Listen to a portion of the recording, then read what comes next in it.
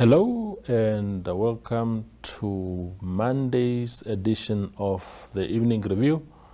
My name is Ndiilokelwa, your host for tonight. Let's have a look at some of the headlines in tomorrow's Namibian Sun.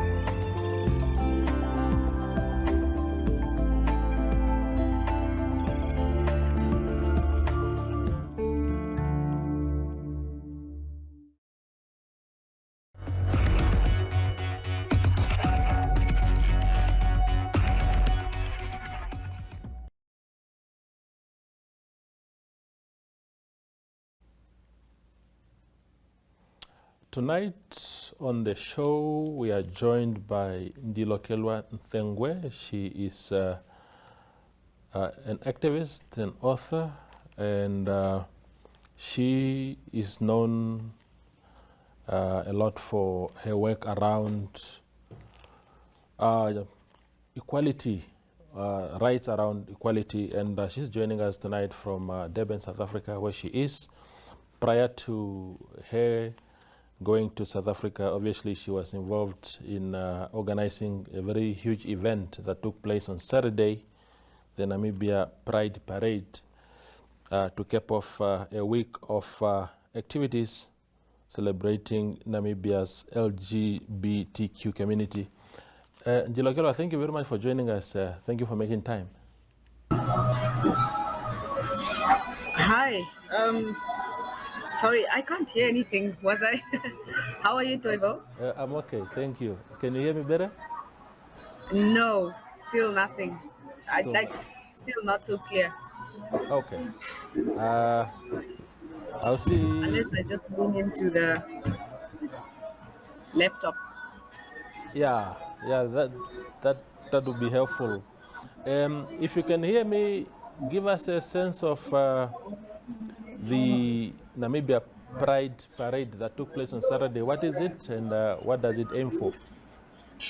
Awesome. So the Namibia Pride Parade has always been ongoing for the longest time, right?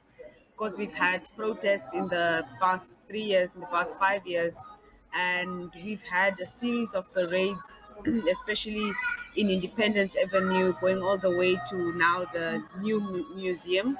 And that was really to symbolize the diversity and the presence of the LGBTQ plus community of Namibia in Namibia, but particularly because it was Windhoek Central, it was mostly also the residents of that specific space. So this Pride Parade has been ongoing for all of these years. But what we've done with Equal Namibia and with various different other organizations that onboarded to support the process and the movement was host a series of Pride Week events and then concluded with the Pride Parade, and I would say now the Rainbow Sidewalk that is currently ongoing. So the Pride Parade is really a celebration of the LGBTQ plus community. It's a celebration of diversity.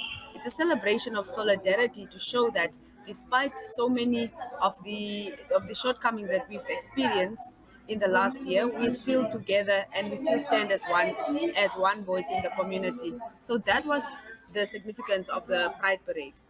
Yeah, and are there any set of demands, any statements that you've made maybe towards the authorities? Because I know that there are certain amendments that you seek to existing law. Sorry, were there any set of what? Sorry, please just repeat. Yeah, I didn't get that part. Yeah, any set of demands or statements that you've made towards the authorities, because I know that there are also certain rights that you are looking for as a community. Very much so.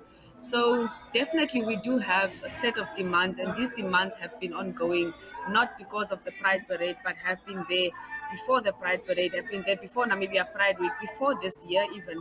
And it stands and it calls really just for, once again, for the abolishment of the sodomy law, because this law criminalizes gay men and their relationships, and it persecutes them unfairly. In fact, it is very much aligned and paralleled to the Criminal Procedure Act, where they are likened to thieves and they are likened to murderers. So we are calling on the abolishment of the sodomy law, and this comes again at the backdrop of the report that was submitted by the legal by the Legal Reform and Development Commission, and this report was submitted to the Ministry of Justice, calling once again for the abolishment of the sodomy law. So we are really saying not just only sodomy law, but constitutional rights of the LGBTQ plus community, constitutional rights that recognizes the dignity, the privacy, and the equality of all of our humanity, and that includes sexual, gender, and sex minorities. So we didn't necessarily submit a petition, we didn't necessarily submit any kind of documentation, even though that had already been submitted in the year of campaigning, in the year of calling on the Ministry of Home Affairs to ensure the dignity of a family whose children still do not have citizenship in the country. And of course, ongoingly, the hate speech and the incision of violence upon an entire minority community. So that was once again just our stance, in part of also celebrating the diversity of the community. Yeah. Um, what is your proposition as a community on the issue of sodomy? How do we? Because of course, there's another context to sodomy where small children get sodomized, and that constitutes a particular criminal offense. How are we going to navigate our way around that as a country? There's nothing around navigation around that, because it's not about small kids and sodomy. That is called rape. And what we've done, which has been very, very harmful to the community, is link sodomy to to other forms of harmful sexual practices, and not just sexual practices but behavior, and that looks at rape. So when we're looking at two men consensual with each other, or two younger people, whatever, youth consensual with each other, that is not supposed to be linked to rape or to sodomy, for example. It is just two people in a relationship. The latter, though, is where there is the conflation that once again causes huge misconception and casts a lot of other prejudice on top of the community. So I think what we need to do as a society, as a country, is to really look at where this law comes from. It's an inherited Roman Dutch law, and it's been enforced by colonial masters in the past, and also once again reinforced by our own government and institution, and also people at the helm of specific institutions. So we really need to deconstruct the context of this law, and we need to understand how deeply harmful it is. And of course, we need to understand that we have a community of homophobes and transphobes and individuals that have been socialized once again to look at the community as just a binary gender, and from that lens, and that once again creates so many other barriers and structural barriers against and challenges for a community as a minority as the one that we have in Namibia to exist freely and to exist with dignity. So it's not for anyone to be cautioned on. It's just that we need to be very, very cognizant of the context and where this specific law comes from in order to make informed decisions for ourselves. You spoke about the presence in our midst of transphobes and homophobes. Do you think, Ndilo, that some of these people are people with less understanding of the need for the LGBTQI community do you think that it's a set of people who misunderstand this community, or just people? I mean, and therefore they can be transformed into understanding you better, or do you think it's just people who are hardcore transphobes and there's no chance of evolving their mindset?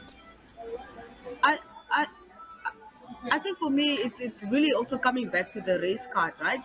Because not so long ago, and still, which continues to persist, is that black people are still very much regarded as subclass in every society that you go into. And you can say that, yes, we have attained so many constitutional rights, we enjoy it freely and fully, and maybe not fully, but I would say that the constitutional rights are there and there have been benefits. But I think that despite of the fact that people know that it is wrong to persecute a specific group of people and to classify them under subhuman status, people still remain ignorant for the sake of holding once again onto power dynamics, and once again not really attempting to understand exactly what is being repeated, regurgitated, and cycled as part of continuous subjugation, as part of colonialization, as part of apartheid ideology, and definitely as part of continuing to spew hate speech and just to once again control a community of people. So it's not so much that there is that people understand and therefore they are homophobic or transphobic. It's actually because they understand it that they are against it, and primarily because they are against it because of their value systems, because of society, because of socialization, and also definitely the power dynamics that are at play. And so therefore you find that even the most well-versed people that you would not even expect to be homophobic, are homophobic. Why? Because it's not something that if you get it, then you forget about it. But actually, yeah, that's the point I wanted to make. The race thing is no different from the gender thing, is no different from all the other different vulnerable groups that are often subjugated and outcasted, and it has nothing to do with understanding. And what is required is the laws to ensure that we enforce the understanding and that we enforce the human rights and the dignity of all people. Yeah. Okay, so we go for a quick break, and then we return to Ndilo. I'm gonna cross that river, Jordan. Yes, I am. I'm gonna leave my heart wide open. Yes, I am. Let me tell you, baby, yes, I am. Yes, I am. Oh, baby, yes, I am. Yes, I am. Yeah, baby, yes, I am. Yes, I am.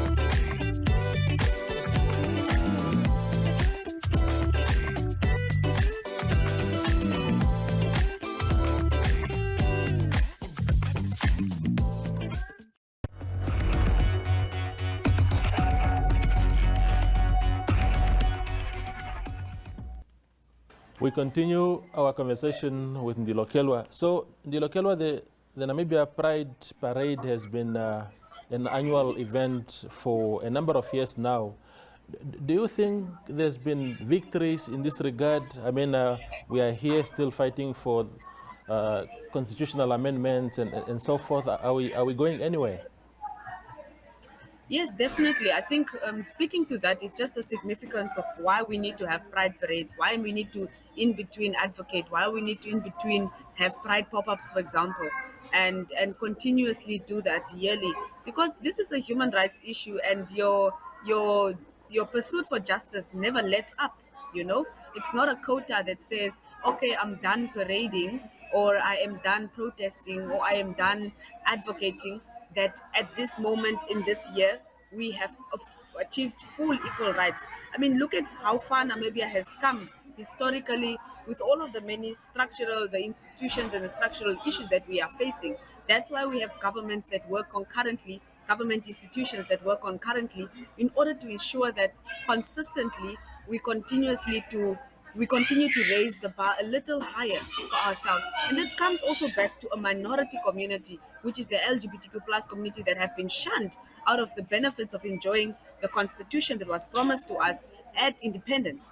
And so all of these years accumulating is not something about, ticking off a box. It's really around significance and how different generations form a part of the movement, and how every time we have new parades, we have new innovative, creative ways of influencing, we find that there is a community that has been waiting for us to, and for waiting for a movement to come and to also affect their lives in this significant way. So it's not just also Equal Namibia, it's so many movements that have been born 10 years before, and that will be born 10 years past Equal Namibia and post Equal Namibia, and in concurrent with Equal Namibia, in forming coalitions, in forming collaborations, in forming parades and planning for the parades, in order to ensure that we continue to take up as much space as possible. And I mean, this is just the first of many. Right now, as we're speaking, there was also a pride parade somewhere in Karas region with the Cape Trust community, for example. So it just shows that this is something that is growing, it's moving. We want to occupy different spaces and want to ensure that it happens consistently, so that our presence is also made made visible in the process. Yeah. And for those, I mean, is it a difficult job given the kind of society that we live in? There's a lot of people who believe these are alien concepts. We are a largely conservative society, deeply religious in some cases. Do you think that makes your work even harder? I think, one of the things that I always come back to is looking at our constitution, that is also founded with a secular state, right?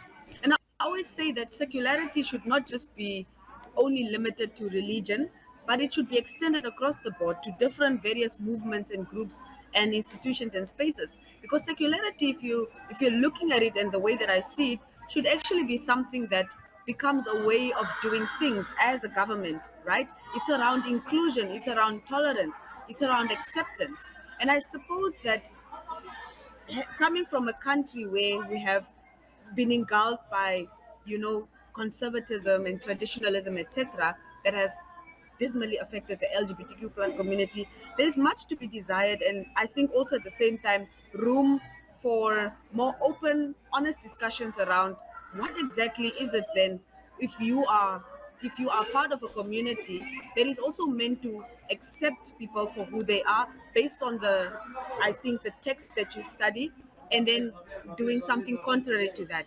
So I think, and I don't necessarily want to go into depth around that particular aspect, but I really want to say that if we are truly secular, it should not just be limited to what the Constitution says secularity. It should be imbued in our society as a way of life, as a way of doing things. And that way, I think we can truly embody the essence of what inclusion and accessibility, diversity means, and how to live concurrently and together as a country. The the the the other battle that you face is of course, evolution of the mindset is one thing, but another one is there are structural impediments there. I'm thinking of last year. There was this outcry about the Minister of Gender Equality saying that she cannot support things like abortion because she's a Christian, and she got a flag for that. And this year, maybe 2 or 3 weeks ago, there's a member of parliament, and parliament is that body that that you need a buy-in from. Jerry Ekandjo coming out last week, 2 weeks ago, to say that he's opposed to this. Does that not give you also structural problems there, because you have people now in institutions who are just opposed to your agenda, who are actually the gatekeepers of, you need that buy-in from them? Definitely. I think what I would like to add with that is really that when we're looking at your oath to the office in office and looking at the magnitude of the institution that you carry and the mandate also to ensure that you carry it as part of your promise to uphold once again the constitution, you recognize how so many people really fall short of this specific mandate. And one of them, especially that you've touched on, includes firstly the Minister of Gender herself, Doreek Sioka, whom we have for the longest time and continue to persist to call on her to resign from her position because she is not she is not necessarily psychologically understanding of what exactly is at play when you have such and hold and carry such harmful rhetoric of not just a minority community but of women and girls who need access to this type of reproductive rights, for example, in order to ensure that their health has been has have provisions, right? So coming from that context and coming into even from SGBV related matters and coming into LGBTQ plus related matters, you understand that this specific minister has been at different ministries for all of these years as well. They have all been rotating, including Jerry Ekandjo. They have all been rotating, including the current Minister of Home Affairs, Albert Kawana. They've all been rotating in various positions of power in Parliament. But what hasn't changed, what hasn't rotated, what hasn't shifted is their mindset, is their attitudes, and is their level of understanding, psychological understanding of what exactly is at stake when you hold such harmful views of a community. And of course, you do need the buy-in from Parliament, but why should civil society and civil participants need buy-in from Parliament when you were elected representatives to uphold the constitution and to uphold the promise of every citizen that literally elected you into office? So that again creates a power dynamic in which we now need to fight because these very same people who were elected to be a part of this process cannot uphold to that promise anymore. And so that's why our stance continues to be radical as it is. We continue to call out state sanctioned homophobia. We continue to call out state determined procreation because that is what it is. We're calling it what it is. And I suppose that, yes, there will be barriers in Parliament regardless. And the best we can hope for is also to just galvanize, mobilize community members to also ensure that by the 2024, we vote for the right elected representatives. And yes, this may sound like a cliche, but we definitely want to ensure that between now and by the time that the voting is on, we know that these are the number of parliaments that we have had that we can trust to also continue to carry this promise for equality. Yes. Ndiilokelwa, thank you very much for your time and for your views. We really appreciate that you spare time for us from your mission there in Durban. Please have a great stay and come back safe. Thank you so much. Appreciate it. Thank you. That's Ndiilokelwa Nthengwe. She is an activist and author speaking to us from Durban, South Africa, regarding the Namibian Pride Parade that took place in Windhoek on Saturday.